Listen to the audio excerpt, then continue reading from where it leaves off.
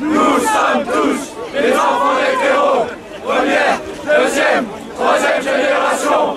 Nous sommes tous les enfants d'hétéros. Les Français sont de plus en plus conscients que le mariage homosexuel, l'adoption d'enfants par les duos homosexuels, ce projet de loi Taubira nécessite notre mobilisation persévérante, énergique, déterminée. Ceci dit, ce n'est que la face visible d'un véritable plan de révolution sexuelle orchestré par ce lobby homosexuel. Si nous laissons faire celui-ci, demain, c'est un véritable train de réforme complètement catastrophique qui va déferler sur la France, provoquant une décadence qui dépasse l'imagination. Rendons-nous compte que ce lobby homosexuel envisage, avec d'autres, demain, même s'il le tait aujourd'hui, de faire légaliser la polygamie.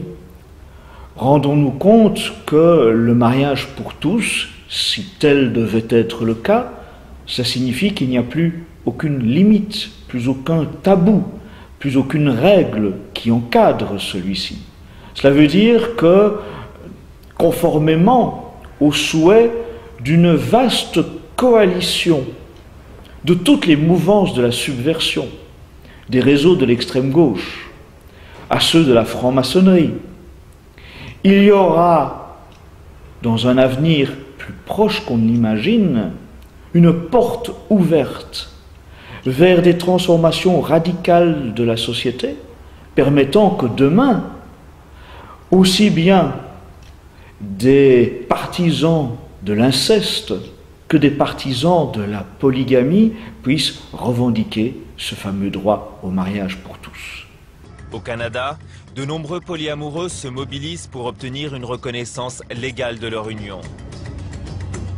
Dans tous les pays occidentaux, le mariage avec plus d'une personne, la polygamie, est formellement interdit. Mais depuis plusieurs mois, les Canadiens s'interrogent, faut-il abolir la loi? Il faut décrypter cette révolution sexuelle. Il faut décrypter ce plan de subversion auquel nous assistons. Il faut décrypter quels sont les réseaux qui téléguident cette manœuvre. Il faut décrypter ces fameux réseaux mondialistes qui financent toutes ces organisations subversives.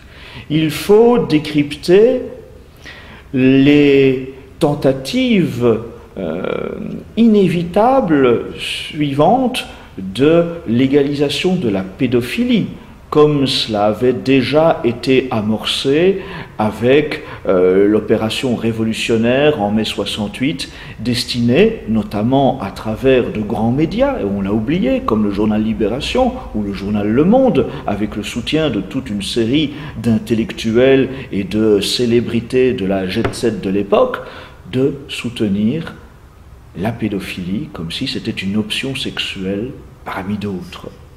Il faut se rendre compte qu'il y a aussi un véritable plan destiné, au nom de la soi-disant lutte contre l'homophobie, à criminaliser demain toute défense de la famille, à criminaliser demain tous ceux qui auront à cœur de s'opposer à ce lobby homosexuel et à toutes les folies possibles et imaginables que celui-ci et ses alliés de la subversion se préparent à tenter de nous imposer.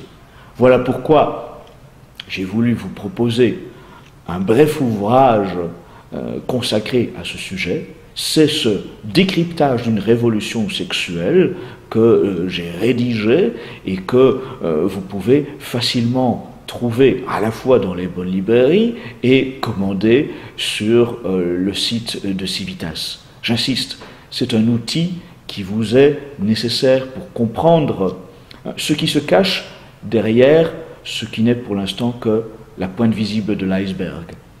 Comprendre qu'il y a derrière tout cela une machination réelle, bien pensée, habilement structurée, construite par des gens qui ont de très gros moyens financiers. Il faut comprendre que vous avez là une coalition qui va des superpuissances mondialistes, des puissances d'argent, jusqu'au lobby franc-maçon, en passant par les officines d'extrême gauche, les officines antiracistes. Eh bien oui, cela peut surprendre, et l'on dira peut-être que tout cela c'est une vision complotiste, mais lisez cet ouvrage, et vous verrez que ce n'est pas une façon d'épouvanter les Français que de souligner cela, c'est bien la triste réalité. Il y a un plan d'ensemble, et pour bien lutter contre celui-ci, il faut le connaître. Il faut parvenir à identifier quels sont nos adversaires, quel est le plan qu'ils ont mis en place, comment ils comptent nous l'imposer, et il faut, par ce biais-là, une fois la compréhension de tout ceci bien assimilée, lutter fermement, avec tous les moyens que nous pouvons avoir à notre disposition, naturels comme surnaturels.